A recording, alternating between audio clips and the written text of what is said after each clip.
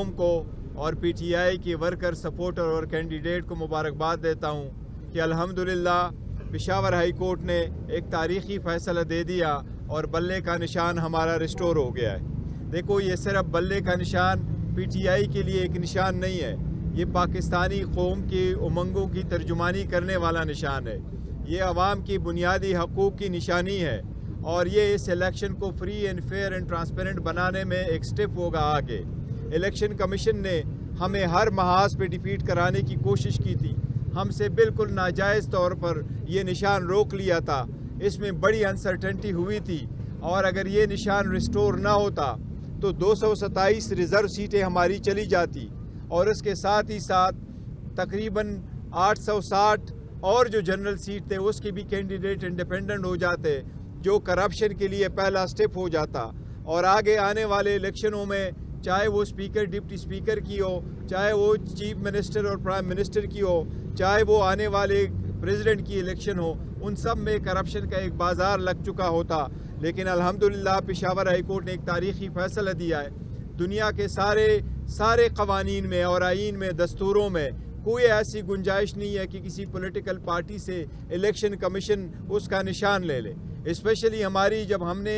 Election ایسے کروائے تھے جس طریقے سے کبھی بھی پاکستان کے 175 پارٹیوں نے الیکشن نہیں کروائے تھے اور ہمارے الیکشن کو صرف دیکھا گیا اور صرف ہمیں ٹارگٹ کیا گیا اور صرف ہم سے نشان واپس لے لیا گیا تھا۔ الحمدللہ بر وقت فیصلہ آیا ہے، اب انشاءاللہ تعالیٰ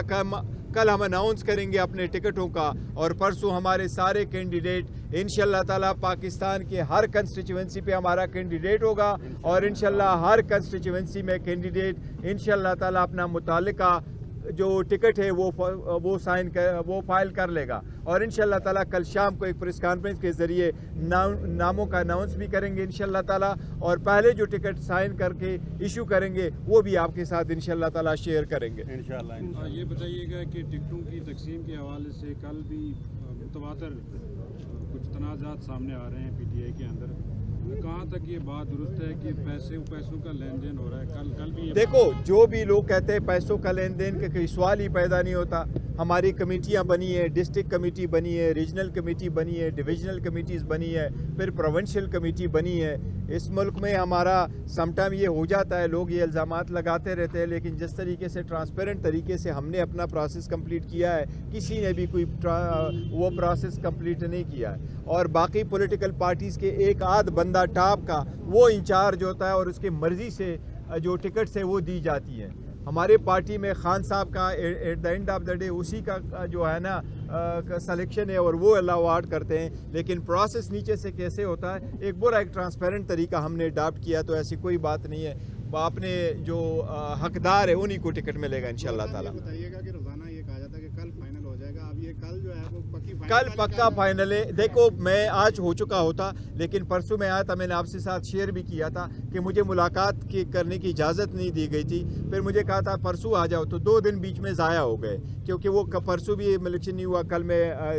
پشاور ہائی کورٹ میں بزی تھا، آج کا آلموسٹ کمپلیٹ ہو گیا۔ انشاءاللہ تعالیٰ کل آپ سے شارے نام شیئر کریں گے، پورے پاکستان کے ٹکٹوں کا آپ کے ساتھ ایک ساتھ اعلان ہوگا اور کچھ نام ایسے ہیں کہ جن کو میں ٹکٹ ایشو کروں گا تو آپ انشاءاللہ تعالیٰ وہ آپ کے ساتھ شیئر کریں گے جب میں ٹکٹ سائن کروں گا انشاءاللہ، وہ کس کا نام پہلا ہوگا۔ یہ بتائیے گا کل سائفر میں جو حکم امتناع ہے وہ ختم ہو رہا ہے، خان صاحب نے کہا تھا کہ اس کی جو سائفر کا جو معاملہ ہے اس پہ ہم امریکہ میں بھی اور برطانیہ میں بھی کیسز فائل کریں گے، وہ بات کہاں تک پہنچی ہے؟ کیا اس میں کوئی پیش رفت ہے؟ آپ کی اس میں بات ہوئی ہے؟ دیکھیں میری بات نہیں ہوئی، جو باقی کی باہر ملکوں میں کیسز ہے اس کے ریلیٹڈ میری نہیں ہوئی، لیکن کل باقی آخری دن ہے، وہ سٹے کا اور کل کیس لگا ہوا ہے، ہمیں امید ہے اگر عدالت سیٹسفائیڈ ہو جاتی ہے تو انشاءاللہ تعالیٰ یہ سٹے ایکسٹینڈ کرے گا اور آل وی وانٹ از کہ ٹرائل اوپن ہو، اور عدالت پہلے یہ حکم دے چکی ہے کہ ٹرائل اوپن ہو۔ اگر یہ کسی کو ٹرائل کرا بھی دیتے ہیں جس طریقے سے یہاں تو وہ ہر قسم کا ٹرائل اس طرح شروع کر لیا، ایزب کے جو اڈیالہ جیل ہے یہ تو انہوں نے ایک پرماننٹ وینیو ڈکلیئر کروایا، یہ تو آئین اور قانون کی خلاف ورزی ہے اور ان کی اتنی ہمت نہیں ہو پا رہی کہ جو ان کا کیس ہے انہوں نے ثابت کرنا ہے وہ عوام کے سامنے بھی رکھ لے کہ کس قسم کا کیس ہے۔ ہم سائپر کے کیس کو حکومت کے خلاف کنسپیریسی سمجھتے ہیں، ہم پاکستان کے جو خود مختاری ہے اس کے خلاف اس کو کنسپیرسی سمجھتے ہیں، اور ہم سمجھتے ہیں کہ جن لوگوں کو ٹرائل ہونا چاہیے تھا وہ گواہ بن کے آ رہے تھے، اور جو خود گواہ بننے تھے ان کو اکیوز بنایا جا رہا ہے۔ اچھا گور صاحب یہ بتائیے گا کہ خان صاحب کی گرفتاریاں مزید کیسز میں بھی ہو رہی ہیں، تو اس سے تو بظاہر یہ لگتا ہے کہ 8 فروری تک یہ جتنے بھی باہر آنا مشکل ہے، تو ایسی صورتحال میں کیا خان صاحب کے حق رائے دہی کے یقینی بنانے کے لیے کیا پوسٹل بیلٹ کے لیے اپلائی کیا گیا؟ دیکھو پوسٹل بیلٹ کے لیے ابھی اپلائی نہیں کیا گیا، لیکن اب کی بات تھی کہ بہت سارے کیسز میں خان صاحب کو انوالو کیا جا رہا ہے، اور ہم سمجھتے ہیں وہ سارے پولیٹیکل وکٹمائزیشن ہے، اور اس کے پیچھے صرف ایک ہی مقصد ہے کہ خان صاحب جیل میں رہے، وہ کمپین نہ کر سکے، وہ اس حق سے محروم ہو، وہ اس کی پارٹی کو آئسولیٹ کرے، پولیٹیکل اسپیئر سے نکالے اور اس کو ڈیفیٹ کروائے۔ لیکن تسلی رکھے انشاءاللہ تعالی 8 فروری کو پی ٹی آئی کی جیت ہوگی، اور ہر جگہ سے جیت ہوگی انشاءاللہ، اور 2/3 میجارٹی سے جیتے گی انشاءاللہ تعالی۔ عوام اس مرتبہ بولے گی، اور عوام حق